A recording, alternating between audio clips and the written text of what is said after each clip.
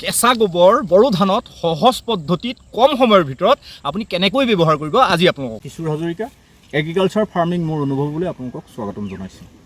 মই আপোনালোকক যোৱা যিটো ভিডিঅ' আপোনালোকক দিছিলোঁ, বড়ো খেতিৰ ভিডিঅ'টো দিছিলোঁ, এই বড়ো খেতিৰ ভিডিঅ'ৰ পিছত মই আজি আপোনালোকলৈ এটা গুৰুত্বপূৰ্ণ বিষয় লৈ আহিছোঁ।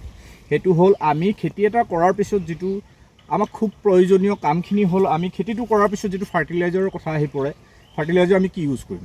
গতিকে ফাৰ্টিলাইজাৰৰ বিষয়ে মই আপোনালোকক ক'বলৈ ওলাইছোঁ যে মই আপোনাক যিটো আমাৰ কেঁচা গোবৰ, এই কেঁচা গোবৰটো আপোনাৰ বড়ো খেতিৰ অমৃত হয়। এই কেঁচা গোবৰটো বড়ো খেতিৰ অমৃত হয়। এই কেঁচা গোবৰটোৱে বড়ো খেতিত কিমান উপযোগী সেই কথাটো হয়তো আপোনালোকে সকলো জানে, কিন্তু মই আপোনালোকক আজি কেঁচা গোবৰটো যেতিয়া আমাৰ বড়ো খেতিত ব্যৱহাৰ কৰিবলগীয়া হয়, তেতিয়া সেই কেঁচা গোবৰটো ইয়াত সিঁচি দিবলগীয়া হয় বা হাল বাওঁতে কেঁচা গোবৰটো দি হাল বাই দিয়া হয়। কিন্তু এটা কথা হয় কি, যেতিয়া আমি খেতিটো কৰিবৰ কাৰণে মাটিটো প্ৰস্তুত কৰোঁ, তেতিয়া আমি ইয়াত কেঁচা গোবৰটো যেতিয়া দি পেলাই হাল বাই দিয়া হয়, তেতিয়া কি হয়, ইয়াৰ যিটো আপোনাৰ সাৰটো, সেই সাৰটো বহু সংখ্যক সাৰ নষ্ট হৈ যায়। কাৰণ সেইকাৰণে আপুনি যদি খেতিটো কৰি থকাৰ মাজে মাজে যদি ইয়াত আপুনি কেঁচা গোবৰটো প্ৰয়োগ কৰিব পাৰে, তেতিয়া আপুনি খুব সুন্দৰভাৱে লাভান্বিত হ'ব বুলি মই অনুভৱ কৰোঁ। কাৰণ খেতিটোত আপুনি কেঁচা গোবৰটো যেতিয়া ইউজ কৰিব, তেতিয়া কেঁচা গোবৰটো ইউজ কৰাৰ লগে লগে গোটেই খেতিডৰাৰ যিটো গ্ৰ'থ হ'ব, আৰু মেক্সিমাম কেঁচা গোবৰত নাইট্ৰজেন থাকে, এইটো সকলোৱে জানে। গতিকে নাইট্ৰজেনটো কেঁচা গোবৰত যথেষ্ট পৰিমাণৰ থকাৰ কাৰণে আপোনাৰ খেতিটো মানে উৰ্বৰতা শক্তিটো বহুত বেছি হয়, বহুত বেছি ভাল হয় কেঁচা গোবৰটো। গতিকে এই কেঁচা গোবৰটো যেতিয়া আপুনি খেতিডৰাত ইউজ কৰিব, কাৰণ ইয়াত পানী থাকিব বা কেঁচা গোবৰটো আপুনি মানে আঠা জাতীয়, গতিকে তাক সিঁচিবলৈও দিগদাৰ হয় বা এনেকুৱা। এই গোটেই ছিষ্টেমটো মই কেঁচা গোবৰটো কেনেকৈ সহজ পদ্ধতিত খুব কম সময়ৰ ভিতৰত আপুনি কেনেকৈ ব্যৱহাৰ কৰিব, এইটোৰ ওপৰত মই এটা নিজেই যেতিয়া চাইছিলোঁ যে এইটোতো মানে পাচিত লৈ বা চৰিয়াত লৈ কেঁচা গোবৰটো ছটিয়াওঁতে যথেষ্ট সময় খৰচ হয় আৰু কষ্ট হয়। এই গোটেই কষ্টখিনি নোহোৱাকৈ কম সময়ৰ ভিতৰত আপুনি ধুনীয়াকৈ গোটেই মাটিখিনিত খুব কম কষ্টত আপুনি এই কেঁচা গোবৰটো আপুনি ইউজ কৰিব পাৰে। এতিয়া আপুনি খেতি এটা কৰাৰ লগে লগে আপুনি সদায় এটা কথা চিন্তা কৰিব লাগিব যে আমি ফাৰ্টিলাইজাৰৰ ক্ষেত্ৰত যিহেতু ৰাসায়নিক সাৰ ফাৰ্টিলাইজাৰ ৰাসায়নিকখিনি আমি যদি ইউজ কৰোঁ, তেতিয়া আমাৰ স্বাস্থ্যসন্মতভাৱে বহু ক্ষতিকাৰক, কাৰণ সকলোৱে জানে। গতিকে আপুনি যদি খেতিটো কৰিছে, পাৰিলে ফাৰ্টিলাইজাৰ ইউজ কৰিব, আপুনি ৰাসায়নিক কৰে জৈৱিক কৰে, সেইটো আপোনাৰ ব্যক্তিগত কথা। কিন্তু মোৰ ফালৰ পৰা, মোৰ অনুভৱৰ মই আপোনাক কথা এটা কওঁ যে আপুনি যদি কিবা কাৰণত ৰাসায়নিক সাৰটো যদি আপুনি ভাবে যে মই জৈৱিকটো বেছিকৈ ব্যৱহাৰ কৰি ৰাসায়নিকটো কমকৈ কৰোঁ, তেতিয়া আপুনি দেখিব খেতিডৰাৰ গ্ৰোথটো বহুত ধুনীয়া হয়, বহুত ভাল হয়। আৰু এটা কথা আমি লক্ষ্য কৰিবলগীয়া বিষয় এটা হ'ল কি, মাটিৰ যিটো উৰ্বৰতা, এই মাটিৰ উৰ্বৰতাটো যদি আপুনি ফাৰ্টিলাইজাৰ ৰাসায়নিক কেমিকেল ইউজ কৰি থাকে, তেতিয়া ভৱিষ্যতলৈ এই মাটিটোৰ যিটো উৰ্বৰতা এইটো হ্ৰাস পাই যায়।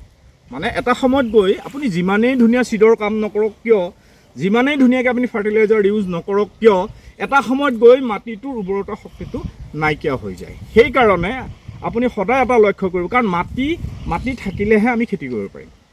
মাটিটোক মৃত্যু নোহোৱাকৈ, মাটিটো মৰি নোযোৱাকৈ আপুনি কেনেকৈ মাটিটোক জীয়াই ৰাখিছে, আপুনি খেতিটো কৰিলেই নহ'ব।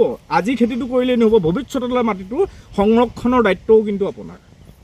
গতিকে ফাৰ্টিলাইজাৰ ৰাসায়নিক কেমিকেল ইউজ কৰি দিয়াৰ লগে লগে মেক্সিমাম কেমিকেল ইউজ কৰি দিয়াৰ লগে লগে আপোনাৰ মাটিটোৰ উৰ্বৰতা শক্তিটো ক্ৰমান্বয়ে হ্ৰাস পাই আহে। গতিকে আপুনি মাটিটোৰ সজীৱ কৰি ৰাখি আপুনি মোৰ দৃষ্টিৰে মই আপোনালোকক এটা কথা কৈছোঁ, আপুনি কেমিকেল ইউজ কৰক, নকৰক বুলি মই কোৱা নাই, কিন্তু পাৰ্চেণ্টেজটো খুব কমাই দিয়ক। আপুনি 30% কৰক আৰু 70% আপুনি জৈৱিক কৰক। জৈৱিক কৰিবলৈ যাওঁতে এতিয়া কেঁচু সাৰ বা এনেকুৱা ভাৰ্মিং কম্প'ষ্ট যিবিলাক আছে, সেই কথাখিনি মই যিহেতু অলপ কষ্টলি হয়, সেই কথাখিনি মই আপোনালোকক ক'ম বাৰু, কিন্তু একদম সহজ পদ্ধতিত মই আপোনাক ক'লোঁ। আপুনি যদি গোবৰ সাৰটো ইউজ কৰে, গোবৰ সাৰটোত এটাই যিখিনি আমাক গুল্মজাতীয় উদ্ভিদৰ কাৰণে যিখিনি তাত নিউট্ৰিশ্যন লাগে, সকলোখিনি আপুনি গোবৰত পাই আছে। গতিকে পটাছিয়াম হওক, মেগনেছিয়াম হওক, এই গোটেই বস্তুখিনি যেতিয়া গোবৰ সাৰত আছে আৰু কেঁচা গোবৰটোত মেক্সিমাম নাইট্ৰজেন থাকে আৰু আমাৰ বিশেষকৈ ধান খেতিৰ কাৰণে নাইট্ৰজেনটো বহুত প্ৰয়োজন। গতিকে আপুনি খেতি কৰক, সুন্দৰভাৱে কৰক। আপুনি ফাৰ্টিলাইজাৰ কেমিকেল ইউজ কৰিব নে আপুনি জৈৱিক কৰিব, এই কথাটো আপুনি সদায় চিন্তা কৰি চাব। কাৰণ মোৰ অনুভৱত মই আপোনাক আজি এটা কথা কওঁ, আপুনি খেতিটো কৰিছে, আপুনি নিজেও খাইছে, আনকো খুৱাইছে। স্বাস্থ্যসন্মত কথাখিনি আপুনি অকণমান গুৰুত্ব দিয়াটোৰ আজি কৃষক উন্নতভাৱে যিসকলে খেতি কৰি আছে তেখেতসকলৰ কাৰণে এইটো খুব প্ৰয়োজনীয় বিষয়।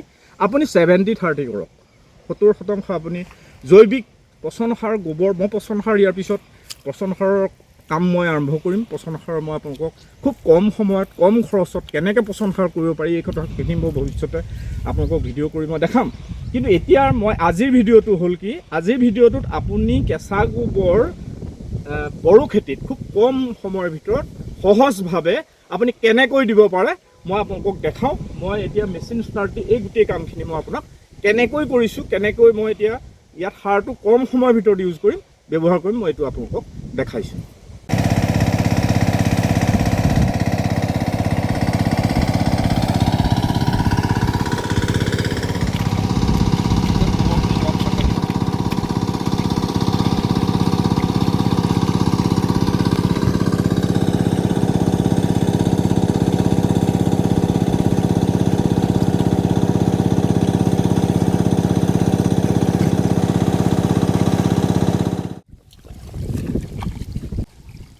এইটো কাইডত আপুনি গোবৰখিনি লৈ পানীত এনেধৰণে আপুনি গছকি দিয়ক বা সিঁচি দিয়ক।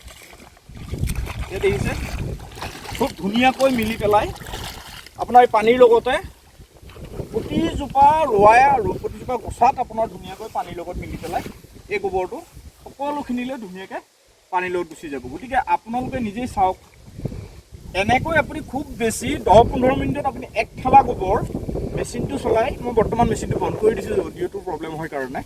গতিকে মেচিনটো চলাই যদি আপুনি পানীটো কেনেলত এৰি দি তাত আপুনি গোবৰটো গছকি বা হাতেৰে খুব ধুনীয়াকৈ মিহিকৈ সিঁচি দিয়াৰ পিছত তেনে এই কাইডাত প্ৰতিজোপা গছলৈ ধুনীয়াকৈ গোবৰটো যাব।